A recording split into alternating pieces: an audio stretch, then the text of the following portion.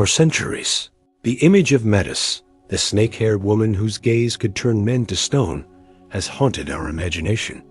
In Greek mythology, she is one of the three Gorgons, cursed by the gods, feared by heroes, and immortalized in countless works of art. But what if the story of Medusa wasn't purely Greek?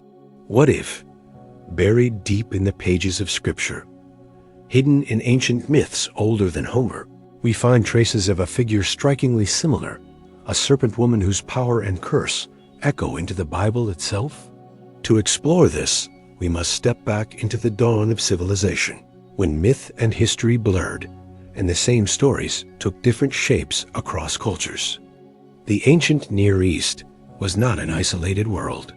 It was a web of trade routes, conquests, and cultural exchanges.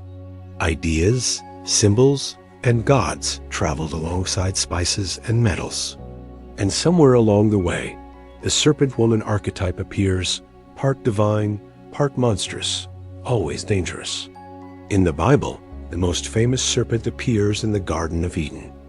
This is no ordinary snake.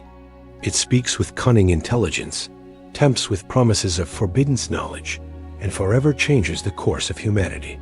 But the original Hebrew text does not describe it as merely a reptile.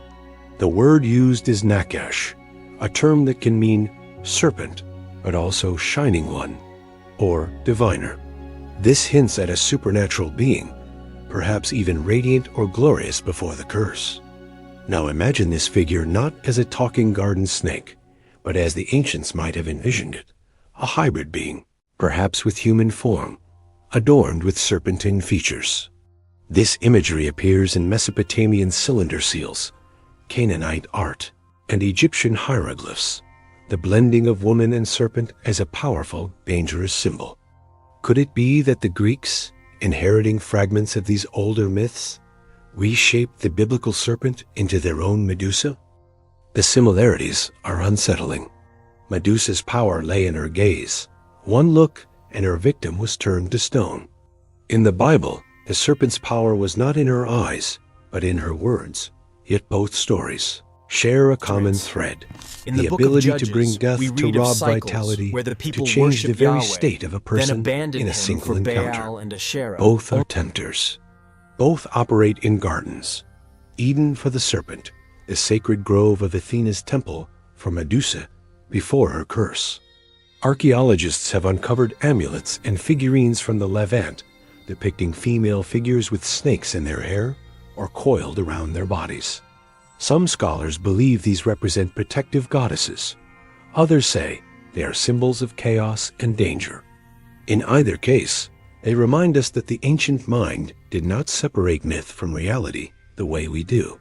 To them, a serpent woman was as plausible as a lion or an eagle. And here's where the connections grow even more intriguing. In some Jewish mystical traditions, the tempter in Eden was not just a serpent, but a being called Lilith, a rebellious female figure, often depicted with wings and talons, associated with snakes and seduction. In certain medieval manuscripts, Lilith is shown with serpentine lower limbs, eerily reminiscent of the Medusa form. Could Lilith and Medusa be two masks of the same ancient archetype? If we accept that myths can migrate, that symbols can travel from Mesopotamia to Greece to Rome, then the serpent woman becomes a thread linking stories we thought were separate. She shifts shape, changes names, but always represents a challenge to divine order. Whether she stands in a garden offering forbidden fruit, or in a cave daring heroes to meet her gaze, she embodies a deep human fear and fascination with the union of beauty and danger. To truly understand the serpent woman archetype, we have to explore the ancient world as a single interconnected stage. In the time of the early Israelites, the Mediterranean and Near Eastern cultures were not distant strangers. They were neighbors, rivals, and trading partners. Stories did not respect borders. Myths flowed across languages like rivers, carrying with them fragments of gods, monsters, and symbols that would be reassembled in new forms. Consider the great city of Tyre, a Phoenician hub of trade. From here, sailors traveled as far west as Greece and as far east as Mesopotamia, carrying exotic goods and exotic stories. Among the treasures they brought were tales of divine women who ruled over life and death, fertility and destruction. In Canaan, goddesses like Ashera and Anat were depicted as beautiful yet deadly, sometimes wielding snakes as weapons or wearing them as adornments. A Greek storyteller hearing these tales might have reimagined them, fusing the image of the deadly goddess with older sea monster myths to create the Medusa we know today. In Egypt, we find the cobra-headed goddess Wadjet, protector of the pharaohs, whose serpent form was believed to strike down enemies with a single look. Wadjet's image was engraved on royal crowns, a constant reminder that divine authority carried both life-giving and deadly power. This idea of a female figure whose gaze or presence can destroy is deeply woven into the ancient imagination, and it's not hard to see how such imagery could influence both biblical and Greek traditions. But the serpent woman in the Bible is far more than a mythic monster. In the Eden narrative, she is an agent of change, a catalyst for humanity's fall, or perhaps its awakening. Theologians have debated for centuries whether the serpent was merely Satan's disguise or an independent being with her own agenda. In either case, her role is transformative. She turns innocence into knowledge, safety into exile. In Greek myth, Medusa plays a similar role, albeit in a darker frame. She is the obstacle that must be overcome for the hero to advance, the danger that forces transformation. Some early Jewish interpreters noticed this similarity and began layering the serpent with more mythic qualities. In certain rabbinic writings, the serpent of Eden is imagined as having once been a glorious, upright being, possibly even winged, before being cursed to crawl. Imagine the visual: a towering, radiant woman-serpent hybrid, speaking with divine intelligence, a figure far more terrifying and far more compelling than the harmless garden snake of children's storybooks. The Greeks, too, placed Medusa in a sacred setting. Before her curse, she was a beautiful maiden serving in the temple of Athena, a virgin goddess. Her transformation into a monster came after she violated, or was violated within, this sacred space. The loss of her former beauty mirrors the serpent's fall from a shining one to a cursed crawler. Both stories carry an undertone of rebellion, defilement, and divine retribution. Archaeology continues to whisper clues about this shared legacy. In Israel, pottery fragments and carved ivories have been found bearing the image of female figures flanked by snakes. In some, the snakes coil around the woman's body. In others, they rise beside her like guardians. Were these idols of protection or warnings of danger?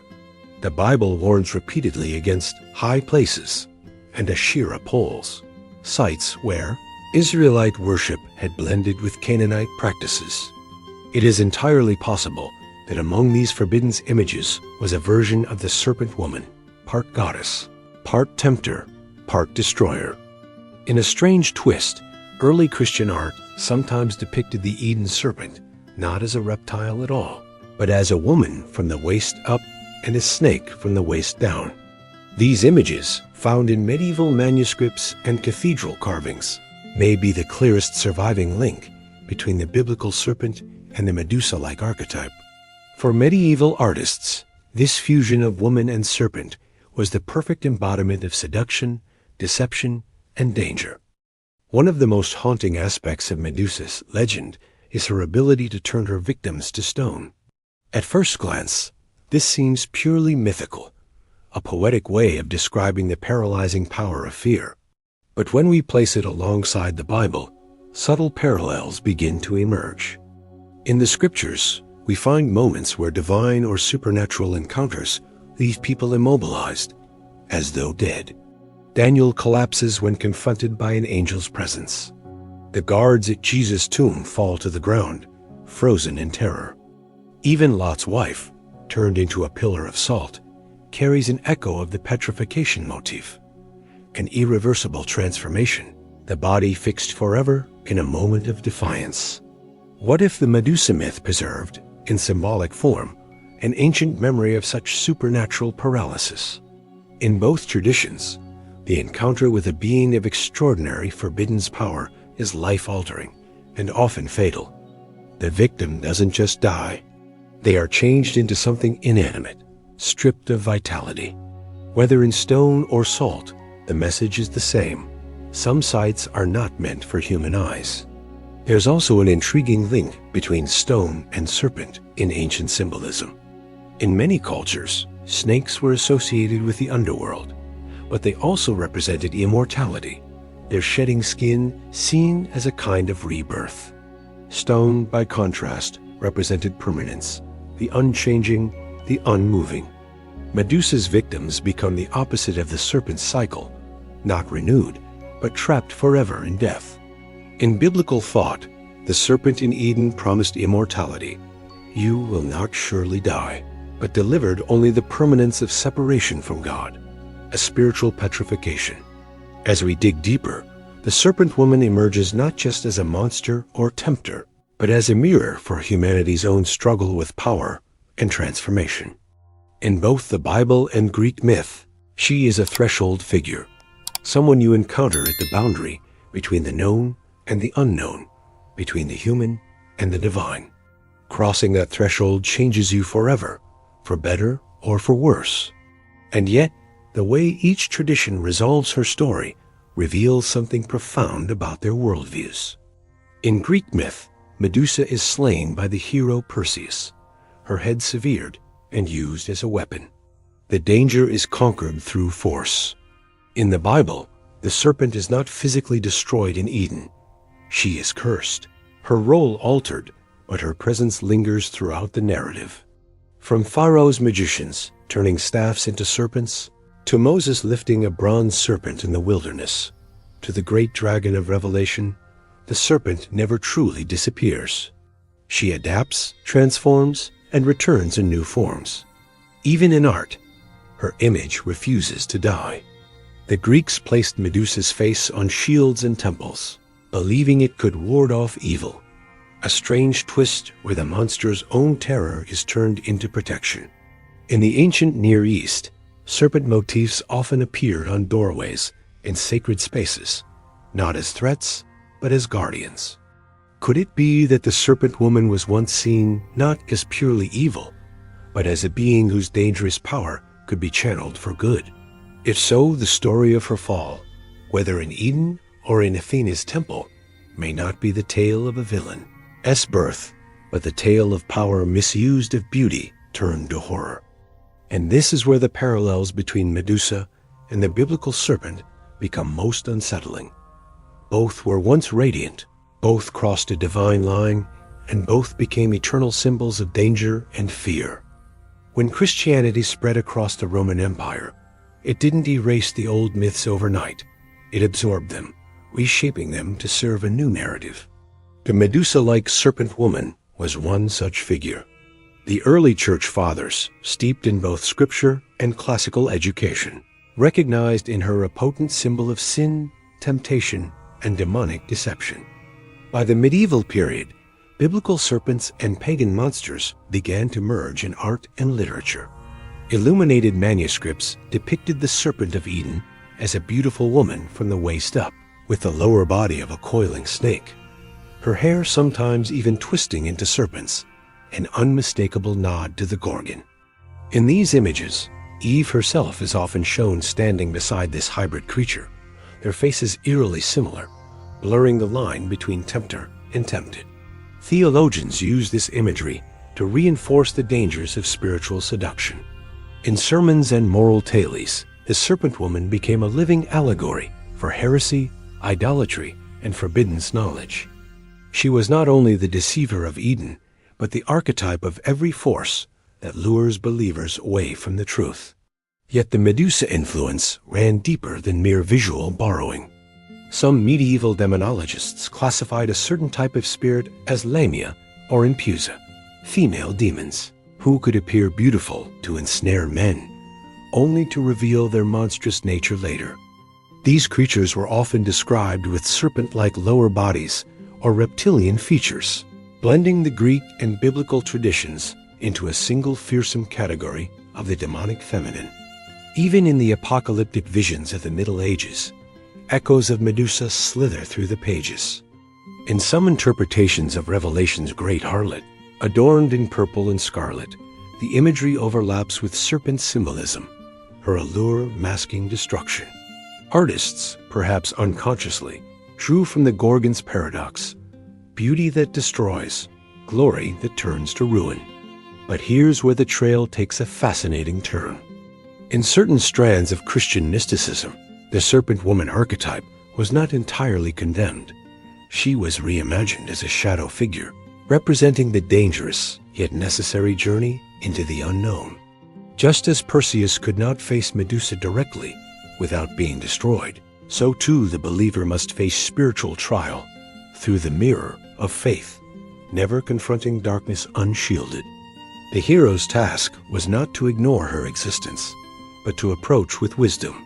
This reframing hints that the serpent-woman story may contain more than simple moral condemnation. It may instead reflect humanity's struggle with forbidden knowledge, raw power, and the tension between fear and fascination. Both Medusa and the biblical serpent challenge us to ask, is evil always something alien to us? Or is it a corrupted reflection of what we could become? By the Renaissance, the serpent-woman archetype had become a chameleon of meaning. Painters, poets, and scholars inherited her from both the Bible and classical myth, and each medium shaped her differently. To artists of the Italian masters, she was a visual feast, the tangled coils of her hair, the hypnotic eyes, a strange tension between beauty and monstrosity. To theologians, she was a living sermon, an image that could warn, instruct, and stir the conscience. But beneath the brushstrokes in ink, another tradition was quietly reclaiming her, the occult.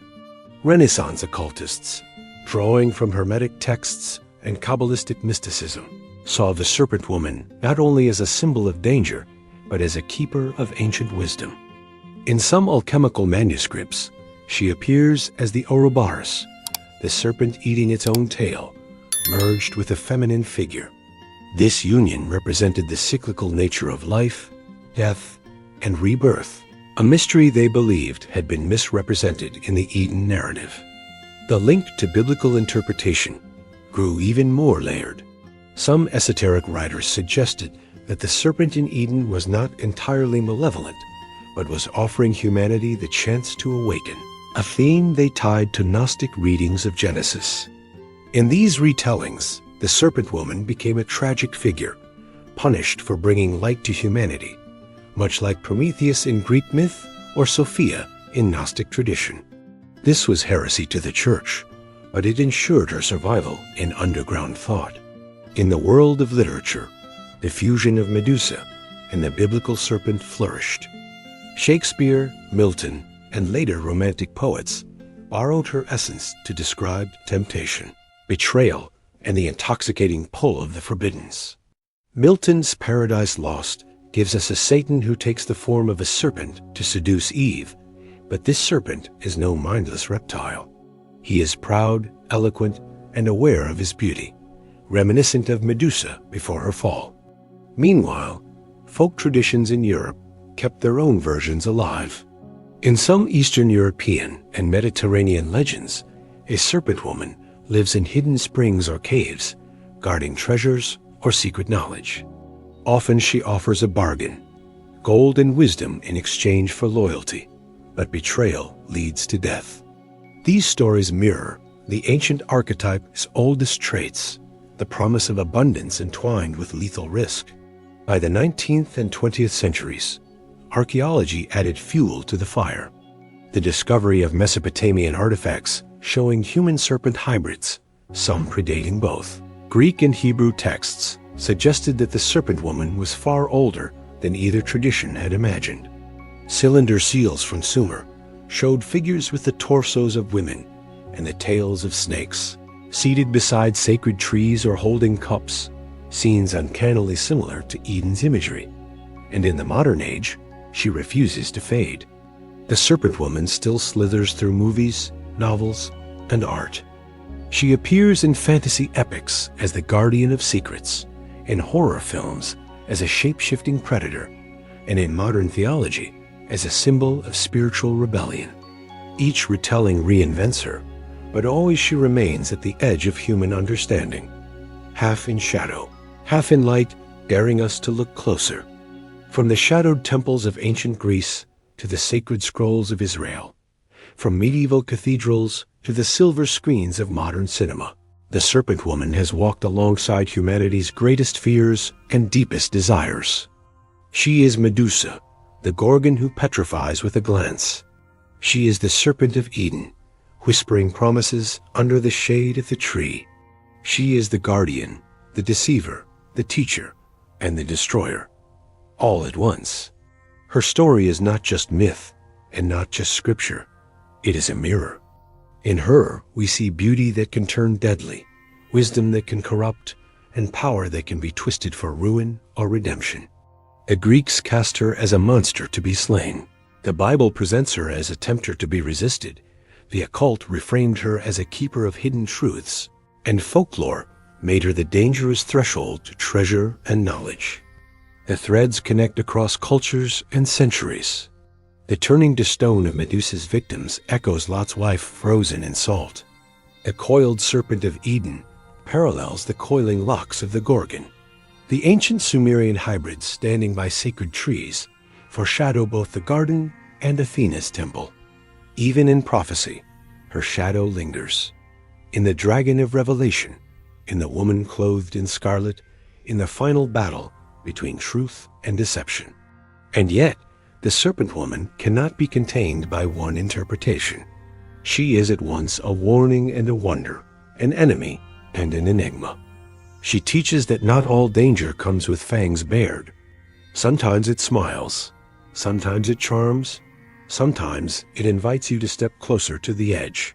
Whether as Medusa or the serpent of Genesis, her power lies in making us question, what is truly dangerous, the monster before us, or the reflection of ourselves we see in her eyes? This is why she endures, because her story is not just about the past. It is about us, here and now, and perhaps it is about something yet to come.